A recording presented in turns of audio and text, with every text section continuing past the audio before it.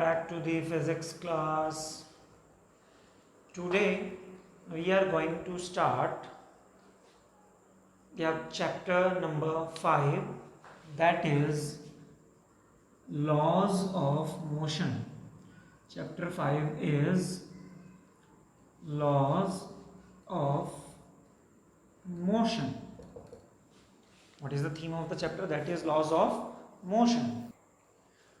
So we are doing first of all the introduction of the chapter, what we are going to study in this chapter. The topic we are going to cover in this chapter, our first one is force. It means what is force? What is force? Okay. Next topic of these chapters are, that is Newton's laws of motion. Second topic, that is Newton's laws of motion, we are going to study in this chapter. After this, the topic we are going to study, that is law of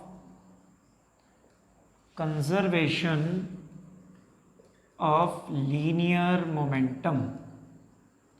Law of conservation of linear momentum. Linear momentum क्या होता है? Law of conservation of momentum क्या है उसका? Next topic of this chapter, that is impulse. That is impulse. And last of this, that is equilibrium. Equilibrium 5A की मैं बात कर रहा हूँ अभी. तो first of all the first topic we have to cover Newton's laws of motion. This topic has been deleted by the CBSE for the session 2021. Okay. Next, law of conservation of momentum, we have to cover it. Impulse also has been deleted by the CBSE for the same session. Equilibrium, we have to cover it up. Okay, so let us start with the topic, that is force. So we are going to discuss that what is force. So what is force? Force is push or pull on a body. अगर हम किसी भी body को push या पुल करते हैं, क्या करते हैं? पुश या पुल. अगर कोई टेबल है, टेबल की ड्रॉर है, ड्रॉर को जब हम खोलते हैं तो we are pulling the drawer. Okay. If हम उसको बंद करते हैं, then we are pushing the drawer away from us, that is pushing. Towards us, that is pulling. It means if we are pulling or pushing a body, it means we are exerting the force. We are exerting the force. It means push or pull on a body is called force. Force के बिना कोई भी process, कोई भी step, कोई भी event हमारी life का वो पॉसिबल नहीं है. There are lot of forces to be exerted in our surrounding every seconds. हर एक सेकेंड हमारे सराउंडिंग में नंबर ऑफ फोर्सेस जो हैं वो लगती रहती हैं. तो उनके बारे में डिस्कस करते जाएंगे वन बाय वन, कौन कौन सी फोर्सेस होती हैं. तो first of all we should know that is what is force. Force क्या क्या काम कर सकती है? अगर किसी बॉडी के ऊपर फोर्स लगे तो क्या क्या वो वर्क कर सकती है? फोर्स जो है can move a stationary body. Can move a stationary body. अगर फोर्स एक स्टेशनरी रुकी हुई बॉडी के ऊपर लगे, then the force can move a body. तो फोर्स उस बॉडी को क्या कर सकता है? मूव. अगर रुकी हुई बॉडी है, नॉर्मल सी बात है, एक बॉल पड़ी है ग्राउंड पे, आप उसको पैर से किक कर देते हो, तो इट मीन्स वो रेस्ट पे थी, आपने फोर्स लगाया था, वो मोशन में आ गई. It means the force on a stationary body can move that body. Be can stop a moving body. Can stop a moving body. चलती हुई बॉडी को फोर्स रोक भी सकता है. अगर वही बॉल फील्डर के पास चली गई मूविंग करती हुई बॉल आ रही थी तो फिल्डर ने उसके ऊपर फोर्स लगाया और उसको रोक लिया। तो फोर्स लगा के आप एक चलती हुई बॉडी को रोक भी सकते हो। Can change speed and direction of body. एक बॉडी की स्पीड और डायरेक्शन को भी आप चेंज कर सकते हो। नॉर्मल सी बात है, अगर एक क्रिकेट की गेम में बॉलर ने बैट्समैन के पास बॉल फेंकी, बहुत स्लो बॉल फेंकी, बैट्समैन ने फोर्स लगा के उसकी स्पीड को बढ़ा दिया, काफ़ी स्पीड से वो बाउंड्री की तरफ जा रही है बॉल, तो स्पीड चेंज होगी फोर्स लगाने से। और डायरेक्शन भी इसमें आप देख रहे हो चेंज हो रही। बॉलर ने मान लो सीधी बैट्समैन के पास बॉल फेंकी, उसने ऑन साइड में जो है हिट किया और बॉल की डायरेक्शन क्या होगी, आ किस डायरेक्शन में रही थी और गई किस डायरेक्शन में। इट मीन्स फोर्स लगा के आप स्पीड और डायरेक्शन को भी क्या कर सकते हो, change. And next one is can change shape and size of body. किसी भी बॉडी की शेप और साइज को भी आप क्या कर सकते हो, चेंज। सबसे बेटर एग्जांपल अगर हम देखें, सभी घर में चपाती बनती है, चपाती बनाने से पहले जो आटे का पेड़ा बनाया जाता है, ठीक है, तो वो पेड़े को बेलन से हम प्रेस करते हैं। Pressing is also a type of force. Force लगा के उसकी शेप जो होता है, वो साइज जो होता है वो चेंज हो जाता है। It mean these are the effects of forces. अगर किसी बॉडी के ऊपर अगर हम फोर्स लगाते हैं, what are the effects on that body of that force which is applied on that body.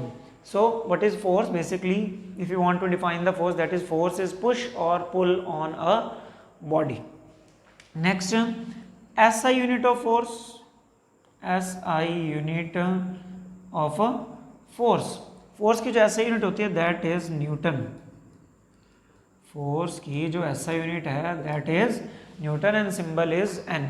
It means किसी बॉडी को कितनी फोर्स लगी, न्यूमेरिकल वैल्यू जैसे 10 न्यूटन लगी तो 10, और न्यूटन अगर आप N लिख देते हो इट मीन्स ये लिखा हुआ है F physical to 10N। It means body के ऊपर 10 न्यूटन का फोर्स लगा है। बॉडी के ऊपर क्या लगा है, 10 न्यूटन का फोर्स। तो SI unit of force is newton. And CGS unit, smaller unit जो होती है CGS unit of force that is dyne. CGS unit of force is that is dyne. Okay, dyne का कोई सिंबल नहीं है, DYN ही आपको लिखना पड़ता है। तो अगर स्मॉलर यूनिट में लेना है तो डाइन लिखा जाएगा, अगर बिगर यूनिट में आपने लेना है तो that will be newton. Units will be used for as SI system of the force. Now force is a vector quantity. Force is a vector quantity. It means it has magnitude as well as direction. Value तो इसकी होगी और एक particular direction भी होगी भी किस direction में फोर्स लग रहा है। Okay, so we can say that force is a vector quantity. So this was all about the force. The next topic we have to cover that is law of conservation of linear momentum. But for this we should know the meaning of linear momentum. So the topic we are going to discuss right now that is linear momentum. The topic is linear momentum. If we understood the topic linear momentum, then we can understand the topic that is law of conservation of linear momentum. So first of all, linear momentum of a body, linear momentum is always of a moving body. Okay, linear momentum, what is the meaning of linear here? It means body is moving along a straight line. Body is moving along a straight line. Linear momentum is mass and velocity of the moving body. Mass and velocity of the moving body. The product of mass and velocity. It means body का mass तो हमेशा होता ही है, body की कितनी velocity, अगर body चल रही है तो उसकी कुछ velocity होगी. It means mass and velocity of the body, the product of two terms that called linear momentum of the body. Symbolically we want to represent P equals mv. P equals mv.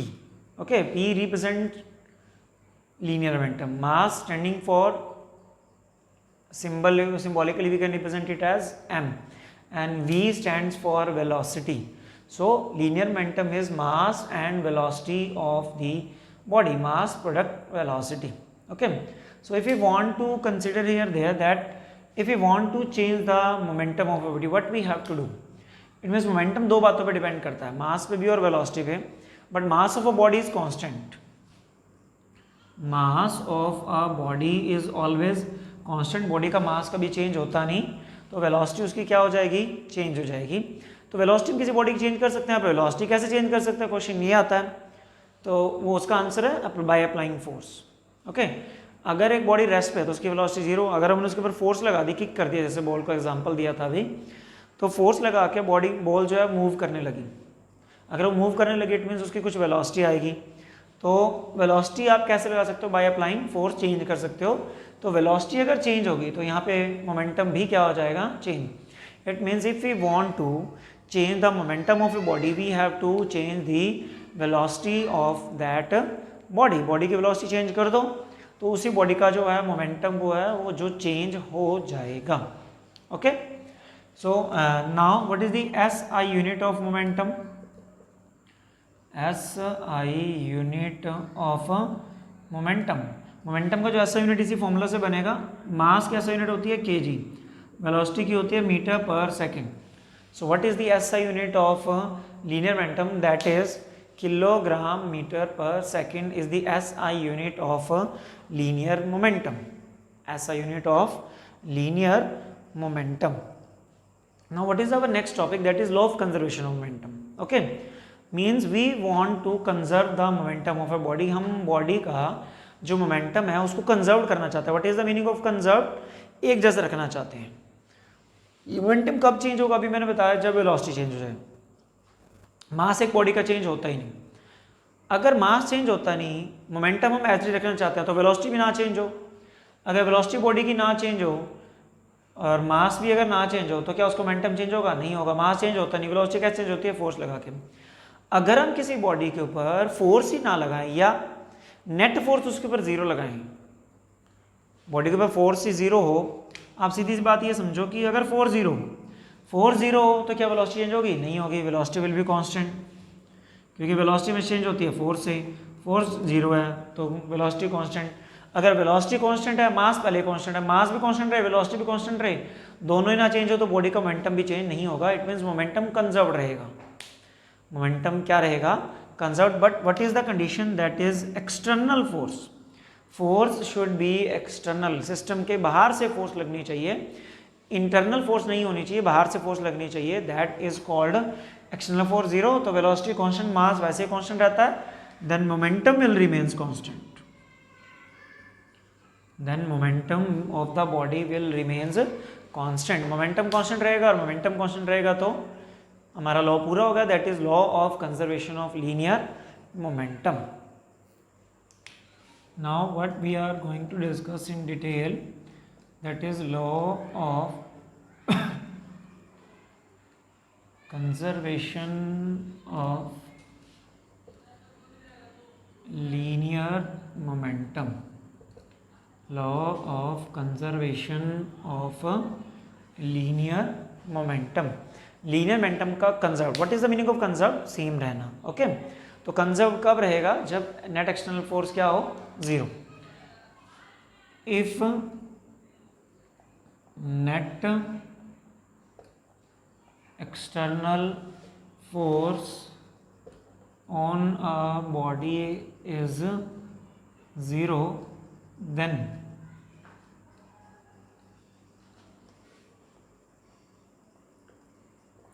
momentum of body remains conserved. आप समझ ही सकते हो कि अगर एक body के ऊपर force लग ही नहीं रहा तो उसका मास तो वैसे चेंज होता ही नहीं है, वेलोसिटी भी नहीं चेंज होगी, मास और वेलोसिटी वही रहेंगे, उनका प्रोडक्ट हमेशा वही आएगा. It means momentum will remains same. Momentum अगर सेम रहेगा that is called law of conservation of linear momentum. ये लेकिन ये तब पॉसिबल है जब नेट एक्सटर्नल फोर्स, मतलब या तो बाहर से फोर्स लगे ना, और अगर लग रही है तो नेट फोर्स कब जीरो होती है? देखो ये एक बॉडी है, इसके ऊपर इधर से अगर 5 न्यूटन का फोर्स लग रहा है तो इसके अपोजिट डायरेक्शन में भी क्या लगे 5 न्यूटन का फोर्स जो इसको कैंसिल आउट करे। तो बाहर से 2 फोर्सेज लग रही हैं, लेकिन नेट फोर्स इसके ऊपर क्या है, अगर नेट फोर्स की अगर हम बात करें F net that will B 0। 5 Newton का इधर से 5 न्यूटन का इधर से, दोनों इकट्ठे लग रहे हैं तो इस बॉडी के ऊपर ये अपनी पोजीशन चेंज करेगी ही नहीं। तो इट मीन्स नेट फोर्स अगर 0 हो then external momentum of the body remains constant, that is called law of conservation of linear momentum, that is called law of conservation of linear momentum. So today we have covered the topics what is force, okay, then what is linear momentum and what is the law of conservation of linear momentum. Prepare notes of the today's topic and do practice by written again and again. If you have any doubt, contact me on my personal WhatsApp wall. Till then, thanks and have a nice day.